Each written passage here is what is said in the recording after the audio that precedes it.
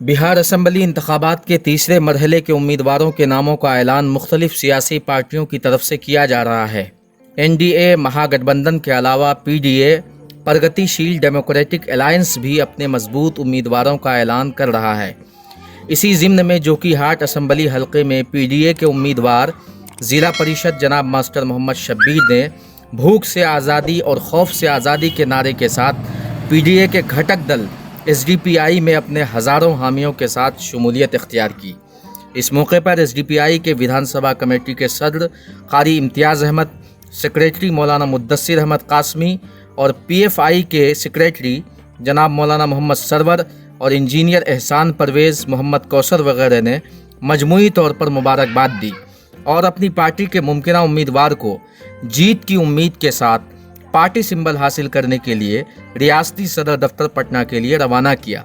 पेश है अररिया से नुमाइंदा मोहम्मद असद की यह खास रिपोर्ट। जो कि यहाँ ब्लॉक से लेकर के आपको कोटे के जो ये 4 किलो 5 किलो का माल 4 किलो में दे रहा है, ये करप्शन को भी अगर दूर कर सकता है तो ये एसडीपीआई का सिस्टम है वही चेंज कर सकता है।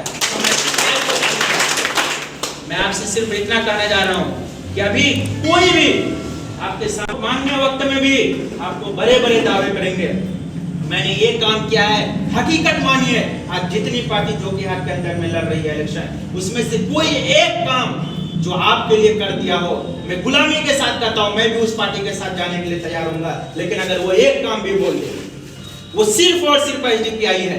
आज ये कोविड-19 के अंदर में एक हमारे कौम का ही नहीं, दिगर कौम का भी जब एक मर रहा है, उसको कोई छूने के लिए तैयार नहीं हो रहा है। ऐसी हालत में ये नौजवान लोग, ये एसडीपीआई के कैडर या एक अपनी जान को जोखिम में डाल के उनको पुलिस जाते हैं और कहते हैं आप इस बेहुरमती के साथ आप ये लाश को मत जलाया कीजिए, आप बेहुरमती के साथ इस लाश को मत दफनाइए। मैं तैयार हूँ, मैं चाहे हिंदू हो, चाहे सिख हो, चाहे ईसाई हो, चाहे मुस्लिम हो, मैं उसके एक एक जो मर जाते हैं मैं उनकी तदफीन करने के लिए तैयार हूँ। अल्हम्दुलिल्लाह वो काम पूरे हिंदुस्तान के अंदर में, यहाँ तक अररिया जिला जोकीहाट में भी हम करके दिखाएं और किसी काम के बुनियाद पे कोई भी आपसे वोट मांगने नहीं जाएगा, ये गारंटी मैं लिखता हूँ। सिर्फ आपको गुमराह करके एक तकरीर के बुनियाद पे एक ऐसा कर दूंगा, ऐसा बोल के करेगा, ऐसा सब लोग सुने हैं, मैं ऐसा कर दूंगा, मैं ऐसा कर दूंगा, मैं ऐसा कर दूंगा। कौन ऐसा किया है जो बोलने के बाद ये बोलने के बाद किया हो? ऐसा कोई एक लीडर आप चुन के दिखा दिया। अल्हम्दुलिल्लाह एसडीपीआई का एक एमपी एमएलए नहीं है, वो जब से पैदा हुई है तब से उम्मत के लिए काम करती है, लोगों के लिए काम करती है, वो करेगी चाहे जीत हार हो। एक अलग बात है, लेकिन हार है या जीत है, हम 5 साल मैदान में रहने वाले लोग हैं और हमको कोई मैदान से हटा भी नहीं सकता है। ये मैसेज लोगों तक पहुंचाना है। मैं आपसे इसलिए बोल रहा हूँ, आप यहाँ देख रहे होंगे जो लोग ये आए हैं, किसी के मुंह बुलाने पे नहीं आए हैं। ये उनको मालूम है कि काम अगर हम कर सकते हैं, तब्दीली ला सकते हैं, हम ही लोग ला सकते हैं, कोई एक कैंडिडेट नहीं ला सकता है। आज अगर मास्टर शब्बीर साहब जीत जाते हैं, जब तक हम उनको आगे बढ़ाने के लिए हर वक्त साथ नहीं रहेंगे, वो भी सोचेंगे मैं जीत तो गया हूँ लेकिन मैं कर क्या सकता हूँ। मुझे ब्लॉक में जाने के लिए 10 आदमी चाहिए, मैं अकेले जाके क्या कर सकता हूँ? एमएलए तो हूँ लेकिन कर नहीं पाऊंगा। वो कर कौन सकता है? ये आप कर सकते हैं। जब आप अपनी ताकत को पहचानिएगा, जब अपनी कुव्वत को पहचानिएगा, तो इंशाअल्लाह ये उम्मत की भी भलाई होगी। और ये जोकीहाट के अंदर में से हम अच्छे लीडर को चुन के भेजेंगे और सारे करप्शन को हम ही दूर कर सकते हैं। ये मैं दावे के साथ बोलता हूँ, हमारे अलावा कोई भी। अभी हम लोग पटना जाने की तैयारी में, बहुत सारी बातें हैं, आप सब चीज को जानते हैं, हमारे काम को जानते हैं। हम काम को आगे बढ़ा के बताना है लोगों को, हमने काम किया इसलिए हम काम की बात करेंगे। जो काम नहीं करते हैं वो वादे कर सकते हैं, वादे करने का मतलब हम ये कर सकते हैं, लेकिन हम करके जा रहे हैं। और अल्हम्दुलिल्लाह जब लोगों के बीच में हमें मैसेज को लेकर पहुंचेंगे तो लोग हमको जरूर एक्सेप्ट करेंगे और एक्सेप्ट करने के साथ साथ हमको आगे भी बढ़ाएंगे और हमको एक दिन वो तस्लीम भी कर लेंगे कि यही लोग हैं जो काम करेगा। और लोगों के बीच से ऐसी आवाज भी आती है कि अगर है कोई भी तो वो एसडीपीआई वाले ही हैं, वो सब सारे सिस्टम को चेंज करने के लिए उनके पास ताकत है, क्योंकि वो एक तरीके से नहीं चल रहा है, उसके पास 1000 सिस्टम है, वो 1000 सिस्टम को लेके आगे चल रहा है। अल्हम्दुलिल्लाह हम दावे के साथ बोल रहे हैं, अगर हम यहाँ जीत के आएंगे तो एक एक सिस्टम को हम सुधारेंगे। अगर हम नहीं सुधारते हैं तो अब रोड पे मारना दावा है आज इस चैलेंज के साथ कहता हूँ, ब्लॉक हो, थाने हो, कहीं हो, ये करप्शन को दूर करेंगे इंशाल्लाह अगर हम जीत के आते हैं। नाज़रीन, इस वक्त हम जो कि असम्बली हल्के में मौजूद हैं, जहां SDPI ने अपना उम्मीदवार मास्टर शब्बीर साहब को मुंतखब किया है। हालांकि अभी बाकायदा ऐलान नहीं हुआ है, लेकिन आर्जी ऐलान कर दिया गया है। आइए इनसे जानते हैं कि किस हिकमत अमली के साथ मैदान में आएंगे। भाइयों, सबसे पहले तो मैं SDPI का शुक्रिया अदा करता हूँ और वो मुझे उम्मीदवार बनाए हैं। और रह गया जहाँ तक हिकमत अमली की बात कर रहे हैं, जब से मैं होश संभाला हूँ मेरा काम रहा है खिदमत खल्क, जो आज भी मैं करता हूँ, कल भी करता था और आने वाले दिनों में भी करता हूँ। क्योंकि इस SDPI का जो मंसूर है वो लगा हमको कि वो हमसे मिलता जुलता है। वो जो है कि हम बेजाब्ते तौर पर करते हैं, वो जाब्ते के तौर पर करते हैं, है ना। तो यही फर्क है। और रह गया हमारे पास जो सुन रहे हैं, बहुत सारे हमारे पास फौज हैं, चुनाव लड़ने वाले वर्कर्स हैं। अगर ये मजबूती के साथ चुनाव लड़ेंगे इंशाअल्लाह कामयाबी मिलेगी। जितने भी चेहरा इस मैदान में आ रहे हैं, कोई मैं समझता हूँ कि ये नहीं कर सकता है कि शब्बीर दागदार है, शब्बीर हमसे कमजोर है। इस मामले में कोई नहीं कुछ भी कर सकता है और मैं समझता हूँ मैं किसी से कंप्रोमाइज भी करने वाला नहीं।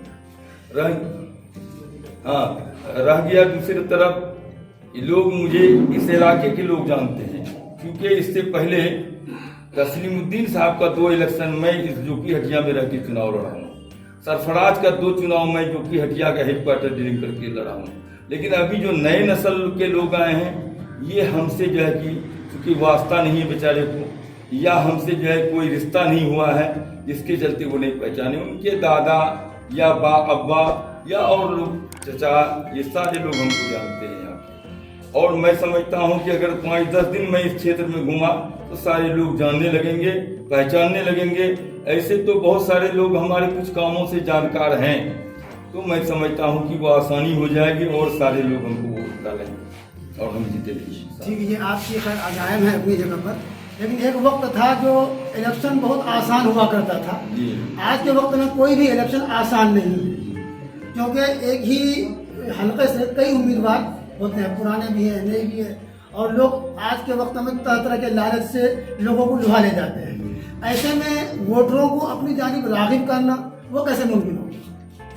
मुमकिन इस तरह होगा कि मैं अपने अखलाक, तहजीब और जो हमारा काम है जो उनके बीच में किया हूँ, मैं उसी से उनको अपनी इस तरफ खींच सकता हूँ। दूसरे तरफ मेरे पास कोई पूंजी नहीं है, कोई लालच देके उसको लाने का हमको जरूरत नहीं है, क्योंकि आज तक मैं वो काम ना किया ना आगे करने वाला हूँ। और लोग भी मुझे समझते हैं, मैं एक वसूल परस्त आदमी हूँ, खुददार हूँ। और लोग जब समझेंगे कि यह आदमी खुददार है और ये जो कुछ बोलता है वही करता है। मैं आज तक जितना भी चुनाव लड़ा, कहीं मैं वादा नहीं किया हूँ किसी से कि मैं ये कर दूंगा वो कर दूंगा, लेकिन जहाँ तक मुझसे मुमकिन हो सका मैं काम किया हूँ।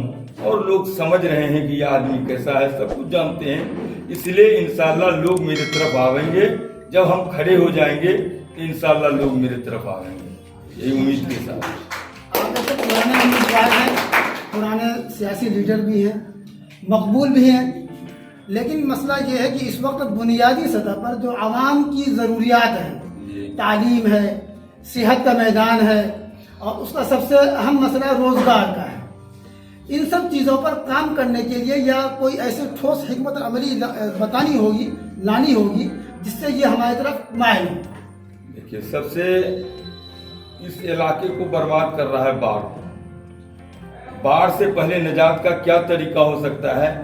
हमारे साबिक वजीर भारत मरहूम तस्लीमुद्दीन साहब का एक आया था, योजना आया था, जो आया था आपको ये महानंदा बेसिन के नाम से।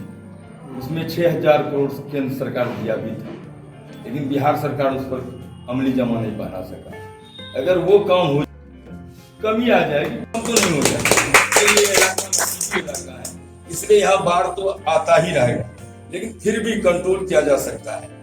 दूसरे में है जहां तक रोजगार का सवाल, क्योंकि उस तरह का कोई फैक्ट्री का यहाँ उपाय नहीं, लेकिन है कि छोटा मोटा धंधा यहाँ अपना जो है इर्द गिर्द में अगर चलाया जाए, उसको जो है प्रोत्साहित किया जाए, तो मैं समझता हूँ कि बहुत सारे मजदूर मजदूरी कर सकते हैं और उनको जो है उनके हाथ को काम मिल सकता है।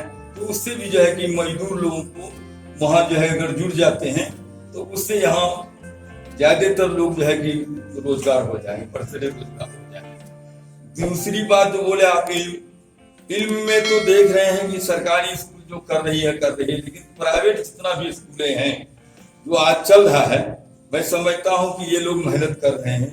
धीरे धीरे लोगों में भी तालीम बच्चों को देने का जो है बेदारी जो है आ रही है, और ये सोच रहे हैं कि हम रोज एक टाइम भूखा रह करके बच्चों को हम तालीम दें, ये उनको समझ में बात आ रही है और धीरे धीरे लोग तालीम की ओर मुड़ रहे हैं। मैं समझता हूँ कुछ दिनों में ये जो है 80-90% जो है कि लोग पहुंच जाएंगे उस पर, और 80-90% लोग तालीम। दूसरी बात, सेहत अम्मा के बारे में आपने कहा।